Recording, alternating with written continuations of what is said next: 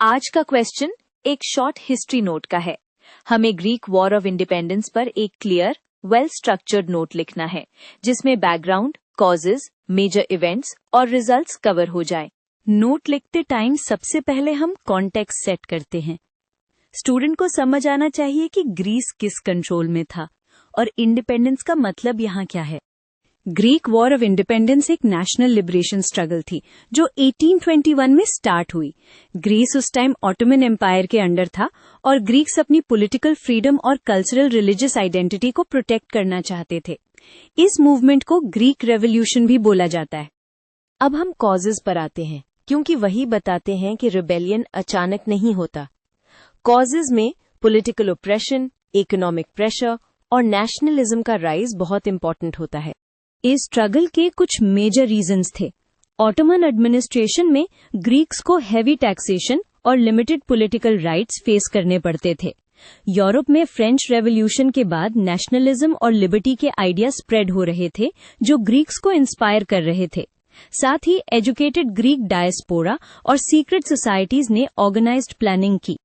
अब टाइमलाइन और की इवेंट समझना जरूरी है बिकॉज नोट में एक फ्लो चाहिए होता है।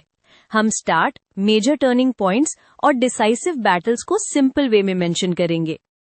रिवोल्ट 1821 में पेलोपोनेसियस और डिफरेंट ग्रीक रीजन्स में स्प्रेड हुआ। ग्रीक्स ने कुछ अर्ली विक्ट्रीज गेन की, लेकिन ऑटोमन काउंटर अटैक्स भी स्ट्रांग थे। एक मेजर सेटबैक तब हुआ जब इजिप्ट के मोहम्मद अली के फोर्सेस इब्राहिम पाशा के अंडर ऑटोमन्स को सपोर्ट करने आए। वॉर ब्रूटल थी और सिविलियंस को भी हेवी सफरिंग हुई। अब एक सुपर इम्पोर्टेंट पार्ट आता है इंटरनेशनल इन्वॉल्वमेंट। हिस्ट्री में मेनी टाइम्स इंडिपेंडेंस मूवमेंट्स तब डिसाइसिव टर्न लेते हैं जब ग्रेट पावर्स इंटरवीन करते हैं। यहाँ भी वही हुआ। यूरोप में फिलहेनिज्म का मूवमेंट था, मतलब ग्रीक्स के लिए सिंपैथी और सपोर्ट, क्योंकि यूरोपियंस ग्रीस को क्लासिकल सिविलाइजेशन का क्रेडल मानते थे। ब्रिटेन, फ्रांस और रशिया ने डिप्लोमैटिक और मिलिट्री सपोर्ट दिया। 1827 की बैटल ऑफ नावेरिनो में एलाइड नेवीज ने ऑटोमन इजिप्शियन फ्लीट को डिफीट किया, जो वॉर का टर्निंग पॉइंट बन गया। अब आउटकम लिखना जरूरी है बिकॉज नोट का एंड रिजल्ट के बिना इनकम्प्लीट लगता है। आउटकम में इंडिपेंडेंस, बॉर्डर्स और स्टेट फॉर्मेशन को शॉर्ट एंड क्लियर रखते हैं।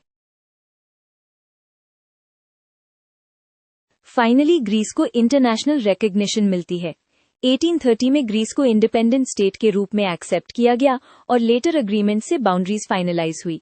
ग्रीस एक मॉडर्न नेशन स्टेट की तरफ मूव करता है, दो इनिशियल ईयर्स में पॉलिटिकल स्टेबिलिटी बिल्ड करना चैलेंजिंग रहा।